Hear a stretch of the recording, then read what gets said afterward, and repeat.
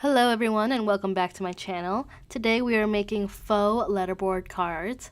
I saw this die set online and I thought this is perfect for creating letterboards. It creates a score line for the board, includes a kind of wood grain frame for the board, and has two alphabet dies in different sizes. And so what I'm going to do is I'm going to squirt out some glue and then use my quick stick here to pick up my letters that I already die cut. If you're going to do this card, I highly recommend just setting aside some time, maybe when you're watching TV or something, to just die cut your letters in advance because it will make this process go a lot quicker. Yeah, there's a lot of letters out there that you don't realize for your sentiment that you need.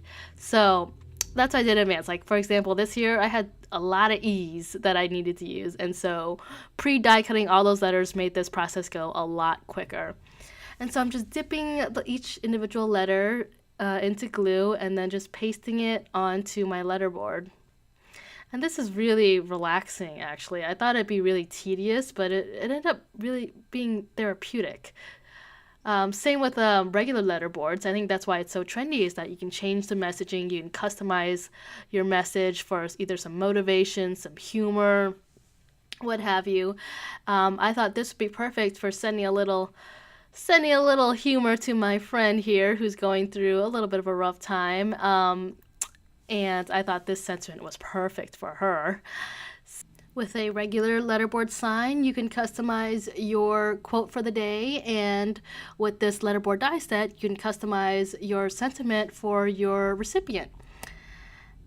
I love that this die set includes the score lines to help keep your alphabet letters straight, and it also includes a frame so it really replicates the look of a real letterboard sign. And so with this card, I didn't like the black frame, and so I didn't want to tear it off because this is really good glue I'm using. So I just decided to cover it up with a different color cardstock frame.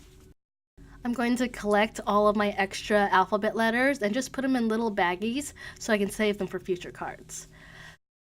Now here's a way to do this if you don't have this die set. You can use your scoreboard.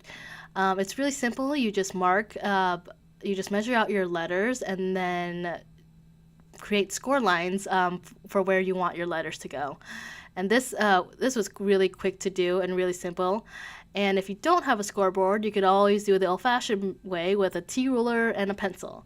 So you create marks at the top and the bottom, and then you line up your T-ruler to draw or to score lines that connect those marks that you made. Both techniques work great for creating letterboard results. I think I'm going to go with the one with the scoring board though. And so for this card, I wanted the entire card front to be a letterboard. And so I just used one of my rectangle dies to create that frame. And this is the same process I'm using, just more glue and my quick stick and some good music in the background. And if your letters aren't perfectly straight, I wouldn't worry about it. I mean, regular letterboards, you see some crooked letters, and I think that's the whimsiness in creating letterboards. It's that it's not perfect. You obviously know it's handmade, and so that's why I think this letterboard card is such a genius idea that I made a couple to send out. That does it for today. Be sure to hit the subscribe button before you leave. That way you don't miss out on my next video. Thanks for watching.